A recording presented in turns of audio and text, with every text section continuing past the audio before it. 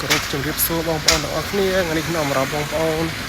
ទៅមើលវីដេអូនៃការធ្វើដំណើរទៅលេងផ្ទះមិត្តភ័ក្តិនៅទឹកដីហ្វាសងហើយតំបន់ដែលខ្ញុំរស់នៅនេះគឺខ្វាងជូតូចអញ្ចឹងតែយើងជិះអីខ្លះហើយត្រូវចំណាយពេលអស់មែន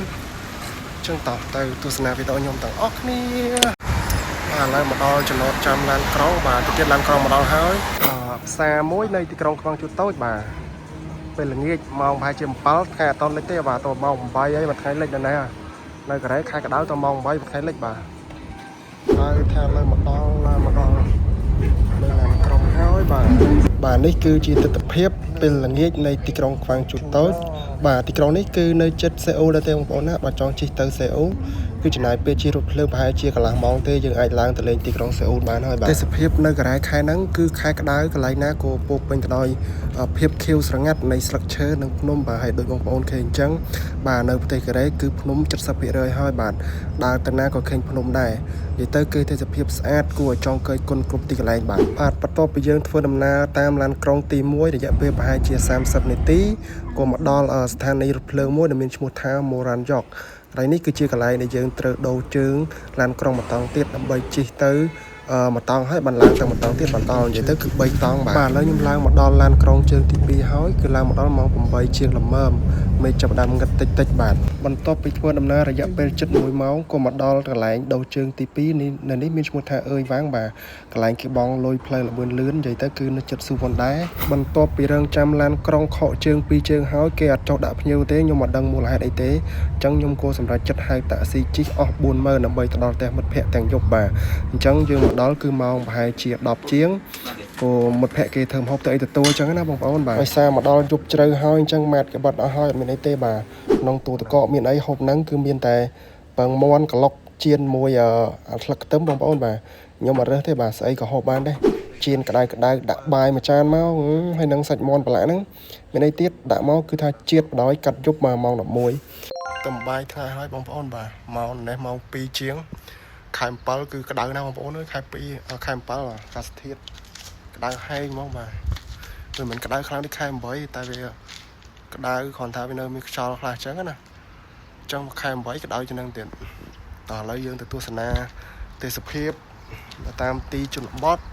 នៃតំបន់ហ្វាសងប្រទេសកូរ៉េបាទនេះជនបទស្រុកកូរ៉េបងប្អូនបាទមេឃពងតែបញ្ចេញពន្លឺព្រះអាទិត្យស្លាស់ល្អណាស់ថ្ងៃនេះបាទអញ្ចឹងជនបទស្រុកគេគឺមានផ្លូវកស៊ូបាទមានភ្លើងហើយបរិស្ថានជុំវិញអីគឺស្អាតចឹងបងប្អូនណា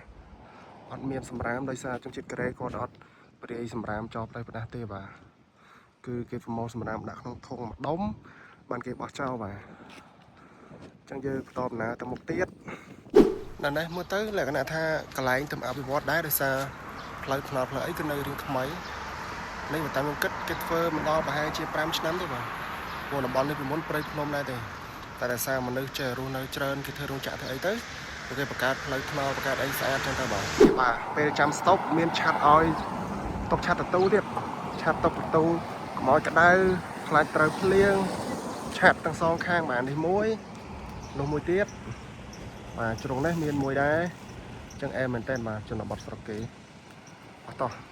តែប្រទេសកូរ៉េបាទបងប្អូនអត់មើលនេះ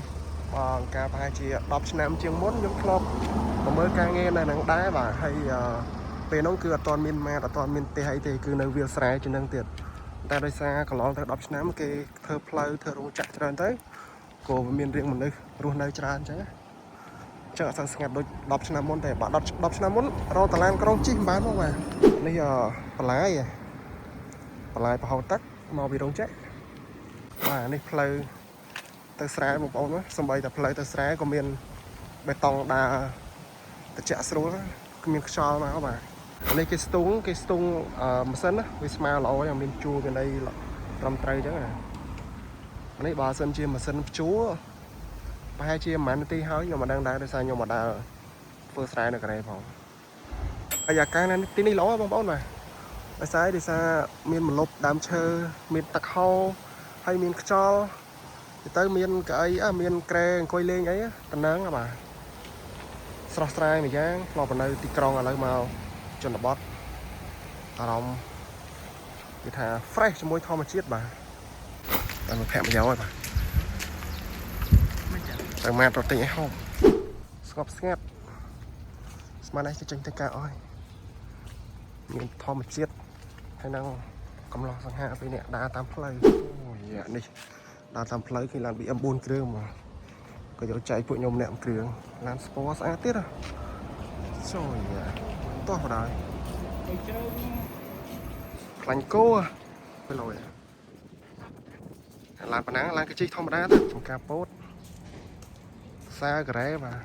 ចាស់អត់តនេទេឲ្យតែមានដីតនេចិត្តទេប៉ុណ្ណាក៏គាត់ដាំដំណាំប៉ុណ្ណោះបាទដល់ពេលថ្ងៃបើកផ្សារគេយកទៅលក់នៅផ្សារបានចំណូលផុតផ្គងប្រចាំថ្ងៃបាទនេះដើមម៉ាតមកសម្បកមិញគឺទិញមកហូបបាន2ថង់បាទចាំមើលទៅដល់ផ្ទះយើងឆ្នៃចេញជាអីខ្លះចាំតែមើលទាំងអស់គ្នាបាទនេះមុខម្ហូបយើងចាញ់ឲ្យបងប្អូនណាគឺថាត្រីឆៅយើងបុកទឹកត្រីស្រូចពីលើហើយយើងដាក់បន្លែទ្រាប់ពីក្រោមមានជីមានត្រសក់មានការ៉ុត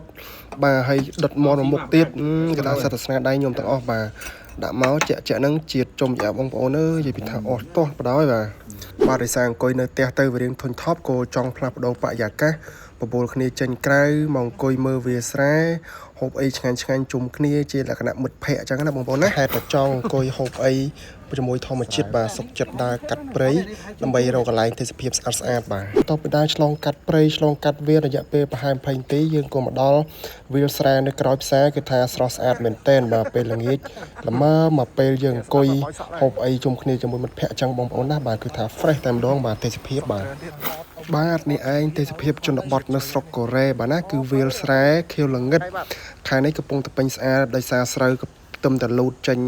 រយល្មើមកស្អាតចឹងបងប្អូនណាពេលល្ងាចស្មាននេះគឺល្មើពេលហាត់ប្រាណពេលអង្គុយលេងបាទគឺថាអស់តោះតែម្ដងបាទជាមួយធម្មជាតិបាទអារម្មណ៍ស្រស់ស្រាយជនបទស្រុកគេមានភ្លើងដល់យប់ទៀតអូយនៅវាស្រែនេះពុំលឿនដើរស្មានហ្នឹងដើរស្មានហ្នឹងមានអាបយ៉ាងកាន់ចាន់មន់មួយដើរយកតែឆ្អឹងចាំបោះម៉ែដល់ពេលស៊ីឆ្អែតហូចចានឲ្យគេហើយយកវិញ no បាទមិត្តភក្តិចិត្តដិតពេលជួបគ្នាអត់មានអីទេបងប្អូនបាទមានតែប្រអាប់គ្នាសើចតែប៉ុណ្ណឹងបង្កើនអនុស្សាវរីយ៍មួយគ្នាបាទពូខាទី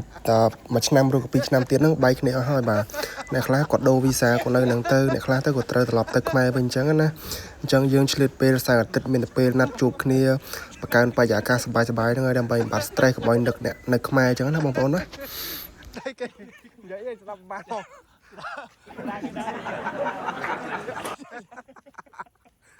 ទីហ្នឹងអត់ជឿឯងឲ្យគាត់នោះចិត្តឡូវថាភ្លឺឡូវនេះលងិតឈប់ហើយចាំបាច់ដូរទីតាំងទៅសុយអាចអីអាចរីអានេះមិនស្អីសុយអាចអីមកជួអញហើយយនោះនេះបាទអំណើកសានចុងសប្បាយរយៈពេល2ថ្ងៃមួយយប់2យប់2ថ្ងៃបាទហើយដល់ពេលយើងត្រឡប់ទៅវិញហើយទឹកដីហ្វាសលេះហើយទឹកដីហ្វាសតែវិញហើយបងប្អូនអើយនោះចំណតឡានក្រុងបាទនៅកូរ៉េចង់ជួបគ្នាអីស្រួលដោយសារមានឡានក្រុងជិះអញ្ចឹងទៅមកដី100-200គីឡូអីអស់លុយអត់ដល់$10ទេបាទជិះទៅទាំងមកគឺជិះបានហើយបាទដោយសារឡានក្រុងវាយកាត់អស់2000-3000វ៉ុនអញ្ចឹងណានេះចំណតឡានក្រុងបាទបន្ទាប់ពីការជួបជុំរយៈពេល2យប់2ថ្ងៃអញ្ចឹងក៏ល្មមដល់ពេលត្រឡប់មកវិញបាទពេលត្រឡប់ទៅវិញហ្នឹងគឺជិះចំឡានក្រុង2ជាន់បាទនេះលើកទី1សម្រាប់ខ្ញុំនៅកូរ៉េដែលជិះចំឡានក្រុង2ជាន់អញ្ចឹងណានៅក្រៅមិនសូវងាយងើទេបាទតែបើយើងឡើងជិះនៅលើពេលគេបត់ម្ដងគឺថារៀងភើតពោះដែរបាទអញ្ចឹងវីដេអូហ្នឹងគឺមានតែប៉ុណ្្នឹងទេអរគុណបងប្អូនទាំងអស់គ្នាដែលបានទស្សនាជួបគ្នានៅវីដេអូក្រោយសូមជម្រាបលា